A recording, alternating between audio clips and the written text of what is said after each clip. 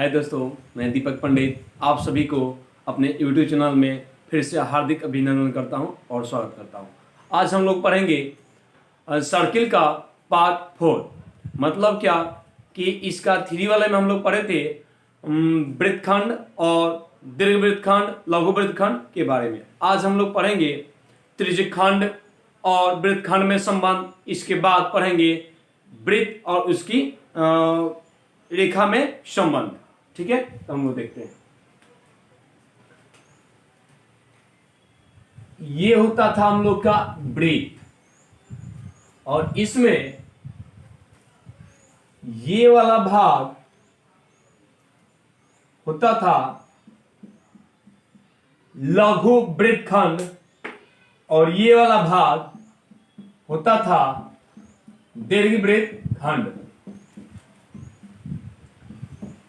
ये हम लोग जान गए थे कि कैसे निकाला जाता है और इसको कैसे निकालेंगे, फॉर्मूला कैसे निकालेंगे। दीर्घवृत्तखंड ये हो गया लघु वृत्तखंड। अब हम लोग देखेंगे यहां पर कि यदि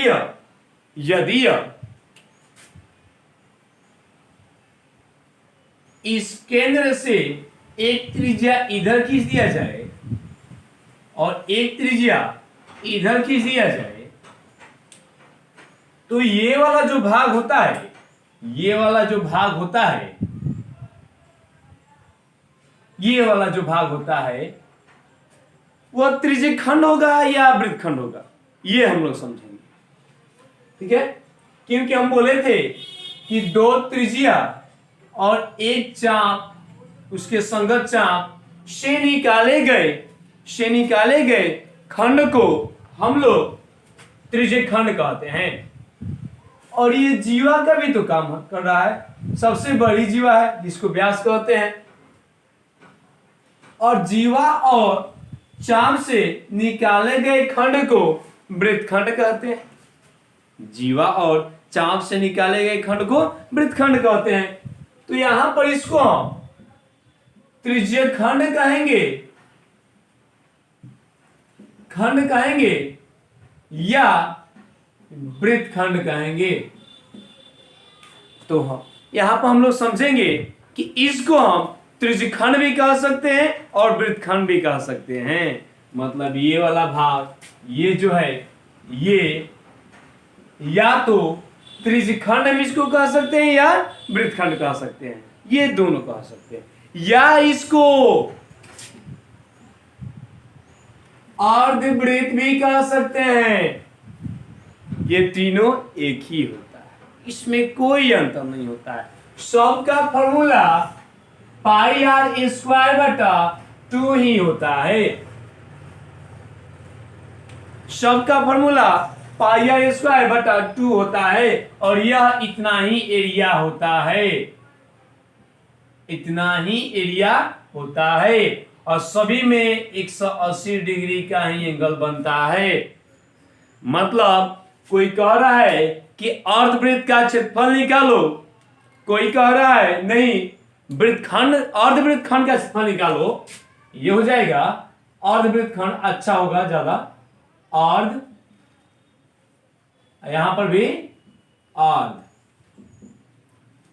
कोई कहेगा अर्धवृत्तखंड का क्षेत्रफल निकालो, कोई कहेगा अर्धवृत्त का क्षेत्रफल निकालो और वृत्तखंड का क्षेत्रफल निकालो, और कोई कहेगा कि अर्धत्रिज्यखंड का क्षेत्रफल निकालो। इसका मतलब तीनों एक ही होता है। सभी को हम लोग पाई आर स्क्वायर बटा 2 पर निकाल देंगे, कोई अंतर नहीं होगा, सब इक्वल होंगे। ठीक है, तो अर्धवृत्तखंड का क्षेत्रफल, अर्धत्रिज्यखंड का क्षेत्रफल और अर्धवृत्तखंड का क्षेत्रफल तीनों एक ही होता है, इसमें कोई अंतर नहीं होता है, तीनों का मान समान रहेगा। ठीक है, तो हम लोग अब पढ़ते हैं वृत्त और उसके रेखा में संबंध। ठीक है, तो आगे की तरफ बढ़ रहे हैं। ठीक है, यहां पर इसको मिटा लेते हैं।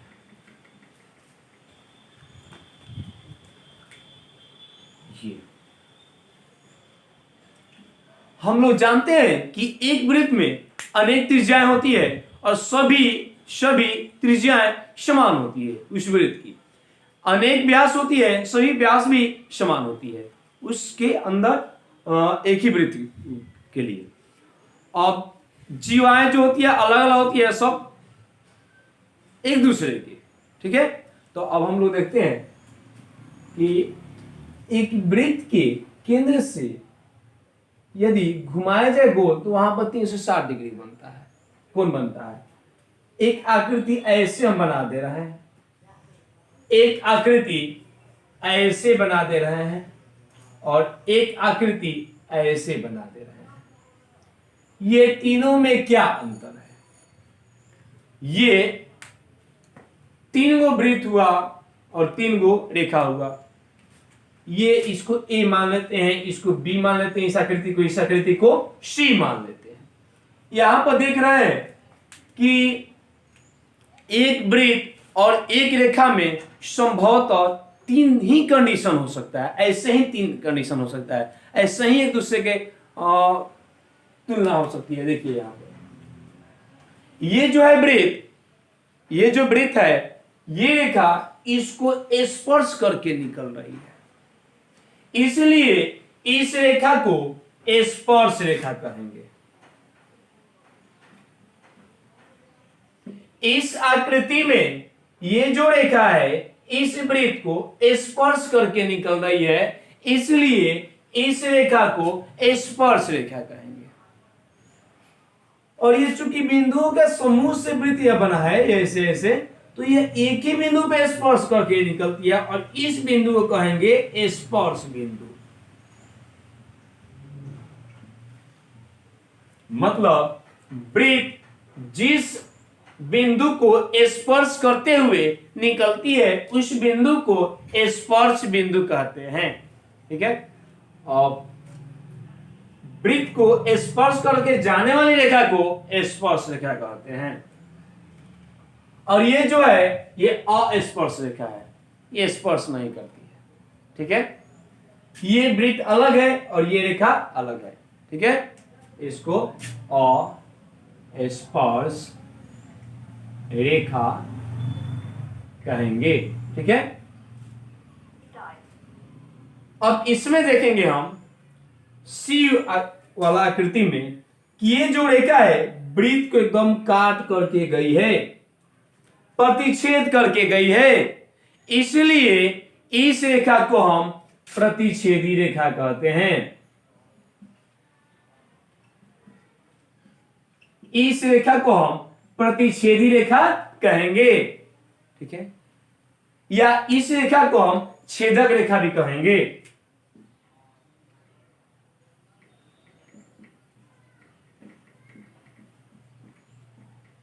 तो देखिए वृत्त के एक बिंदु को स्पर्श करके जाने वाली रेखा को हम स्पर्श रेखा कहेंगे, और ये जो है वृत्त से बाहर है इसको अस्पर्श रेखा कहेंगे, और ये जो है वृत्त को पूर्ण रूप से प्रतिच्छेद करके जा रही है, छेद करके जा रही है, इसलिए इसको हम लोग छेदक रेखा के नाम से जानते हैं। अब यहां पर हम लोग देखेंगे कि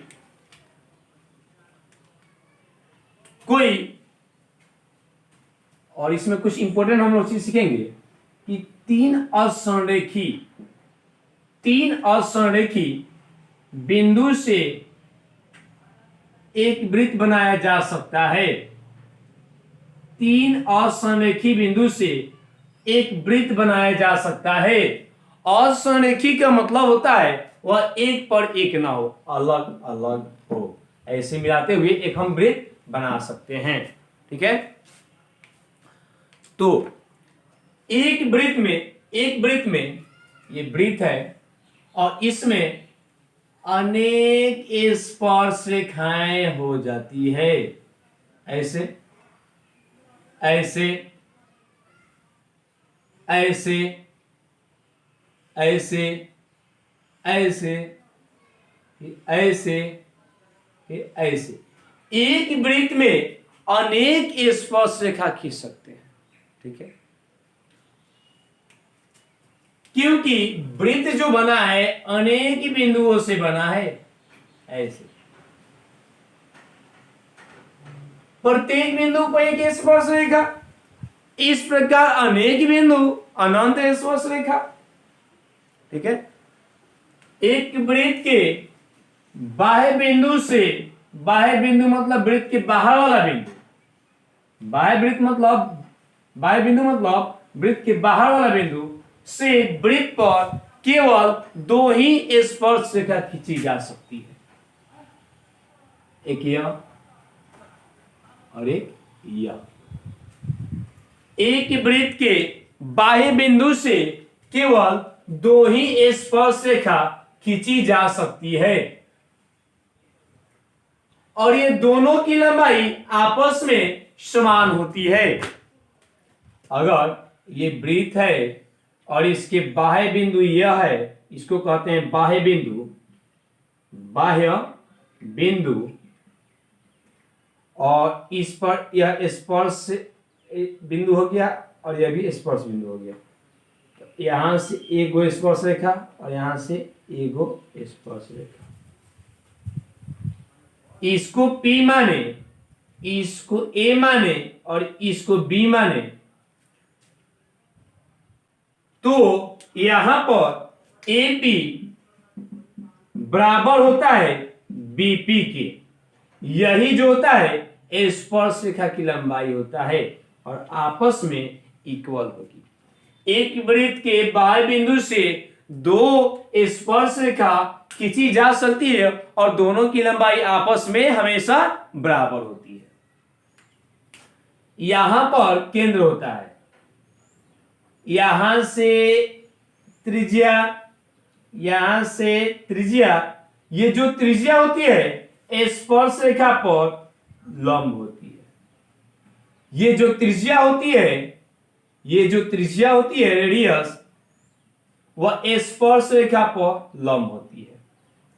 इस O केंद्र को ये बाह्य बिंदु से मिलाने वाली एक सीधी रेखा ऐसे खींचे तो पाइथागोरस प्रमेय के अनुसार समकोण त्रिभुज के सामने वाली भुजा जो होती है वह कर्ण होती है और कर्ण का स्क्वायर लंब के स्क्वायर और आधार के स्क्वायर के बराबर होता है। 90 डिग्री के सामने वाले कोण ही कर्ण होता है। तो यहां पर पाइथागोरस प्रमेय के अनुसार, पाइथागोरस के अनुसार कर्ण यहां पर है OP का स्क्वायर हो जाएगा। ये या तो आधार हो सकता है या ये आधार हो सकता है। आधार और लंब एक्सचेंज होते रहता है अपने समय के अनुसार। OP स्क्वायर हो जाएगा OA स्क्वायर प्लस मतलब इसका स्क्वायर प्लस AP स्क्वायर। इसी प्रकार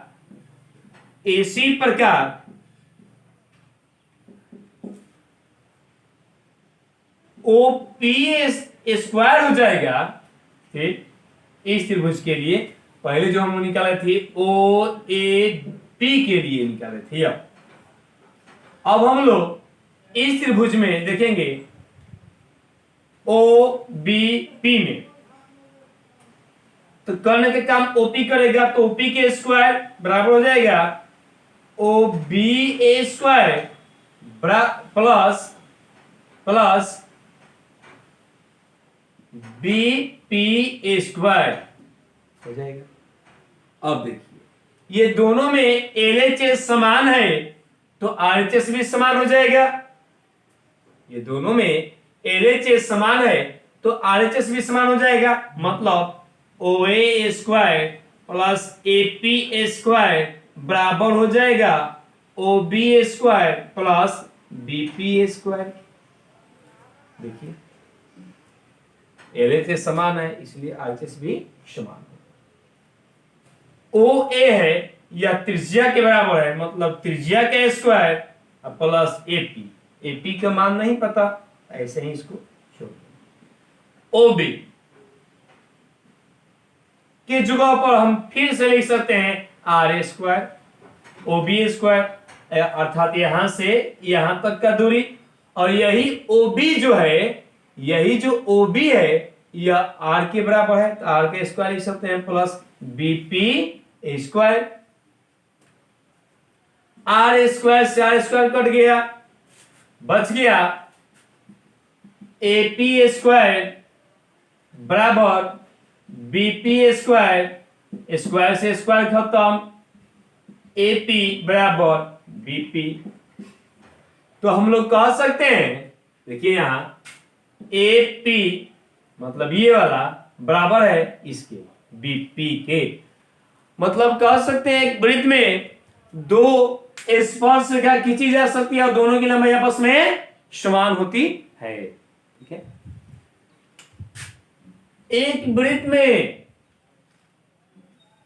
अनेक समानांतर रेखाएं ऐसे खींच सकते हैं, एक वृत्त में अनेक समानांतर रेखाएं ऐसे खींच सकते हैं।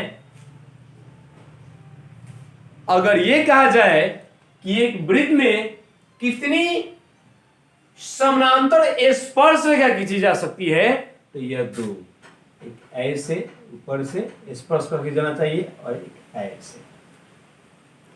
समानांतर मतलब ये दूरी जो हमेशा बराबर होना चाहिए, ये यहां से यहां तक सभी जगह, इधर भी। मतलब एक वृत्त में अनेक समानांतर रेखा खींची जा सकती है। ठीक है, एक वृत्त में अनेक समानांतर रेखा खींची जा सकती है। ये बराबर है, ये भी बराबर है, ये भी बराबर है, सीधे ऐसे ऐसे ऐसे सीधा ये बराबर है सब। इसमें भी या इतना या इतना या इतना या इतना या। एक वृत्त में अनेक समानांतर रेखा खींची जा सकती है, लेकिन एक वृत्त में केवल दो ही समानांतर स्पर्श रेखा खींची जाती है, समानांतर स्पर्श रेखा। ठीक है, स्पर्श रेखा पर जो त्रिज्या होती है वह लंब होती है। स्पर्श बिंदु पर या खींचते हैं अगर हम, तो वह लंब होती है। ठीक है, तो ये हम लोग और जानेंगे इसके बारे में कि और सब क्या होता है। देखिए, एक वृत्त के अंदर यदि कोई बिंदु ले तो उससे स्पर्श रेखा नहीं खींची जा सकती है।